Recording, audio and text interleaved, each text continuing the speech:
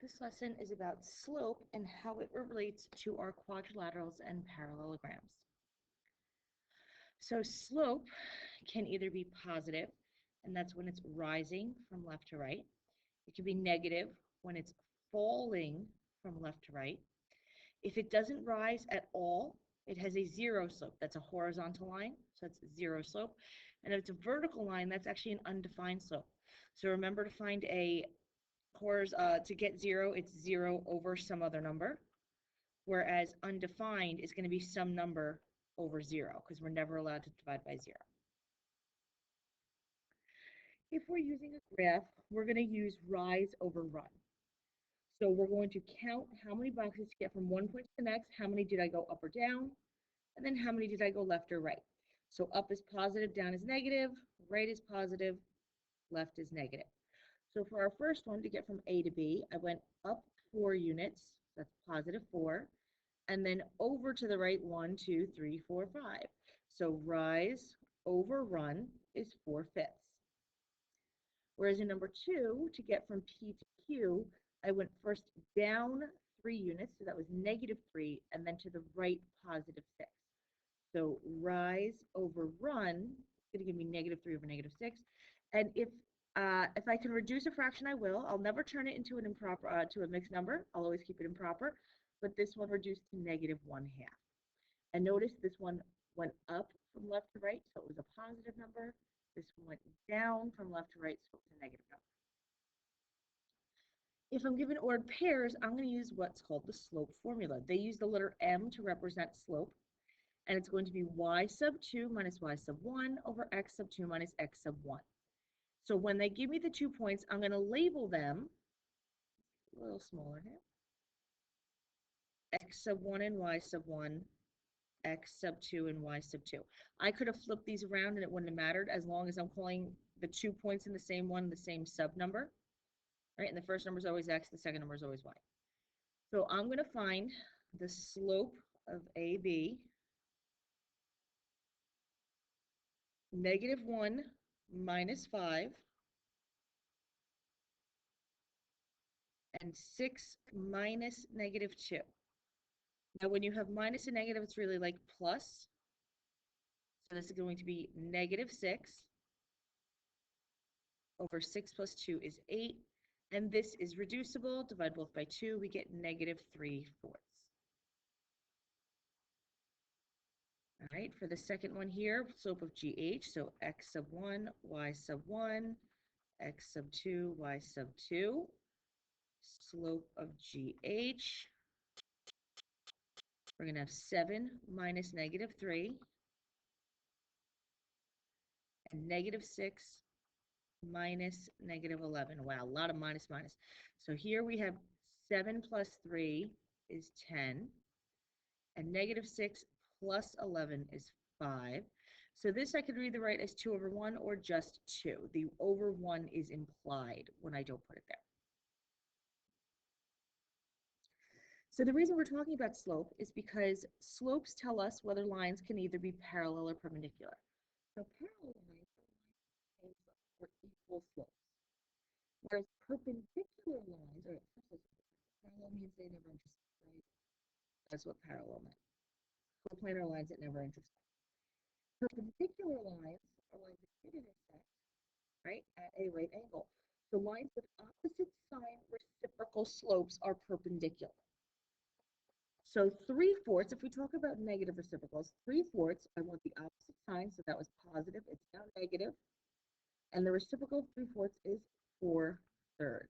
So 3/4 and -4/3 are negative reciprocal slopes. These would be slopes of perpendicular lines. 2 is really 2 over 1. So positive, opposite is negative, and flip 2 over 1, it's 1 over 2. This is -7/8, so the opposite is going to be a positive. And then if I flip this, it's 8 over 7. This one is probably the trickiest one because it's really 1 over 1, which means flipping it is still going to be 1 over 1, but it's just the opposite sign now. So -1. 1 and -1 are some opposite sign reciprocals, so those make perpendicular lines. And this one is the trickiest of them all. So 0 was really 0 over any number. And if I flip over 0 over any number, I end up with any number over 0, which means undefined is going to be perpendicular to 0.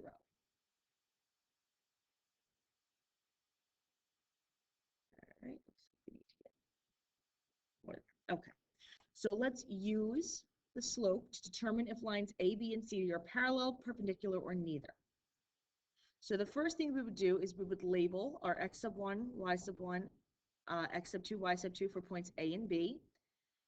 And we're going to plug them into the slope formula, which was y minus y1 over x2 minus x1. That's going to be 6 minus 3 and 2 minus negative 2, which is like 2 plus 2. So that's 3 over 4. So the slope of AB is 3 over 4. And then we're going to do the same thing for C and D.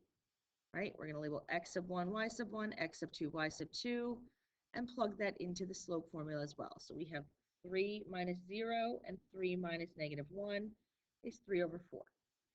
So I see the slope of line AB was 3/4, the slope of line CD was 3/4. Those are exactly the same, so my lines are parallel.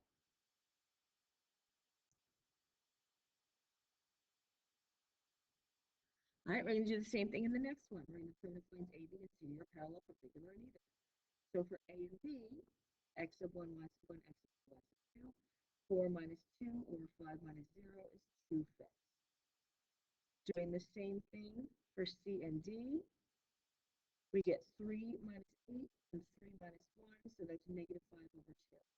So I look at my two slopes, and they are reciprocals of each other. One is positive, one is negative. So that means they are perpendicular lines.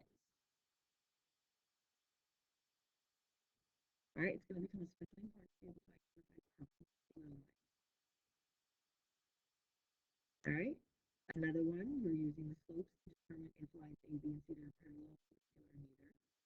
So for A and B, it's 6 minus 8 and 2 minus negative 1, or 2 plus 1, so that's negative 2/3.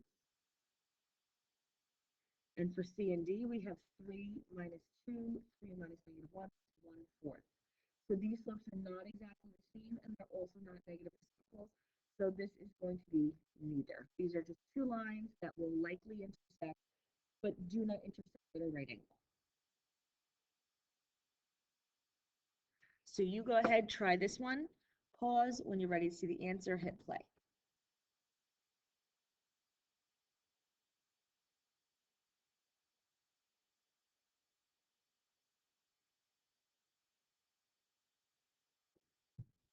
All right, so I get a slope of negative 1/3 for AB. I get a slope of 3 over 1 or 3 for CD.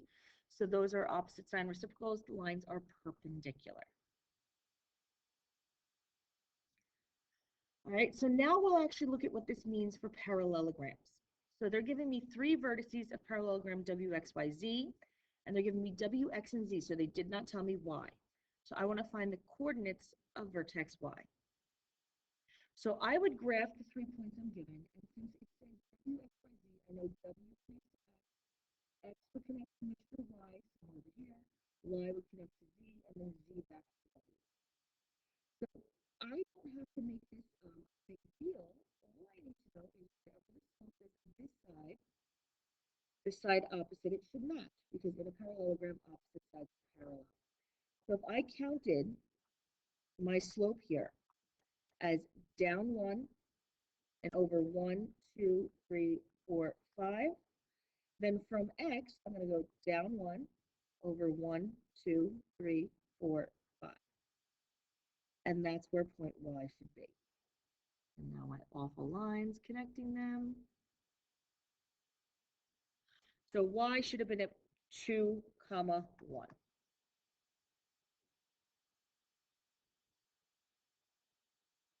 So you go ahead and try this one. Given points A, B, and C for parallelogram ABCD, find the coordinates of vertex D. Pause when you're ready to see the answer, hit play.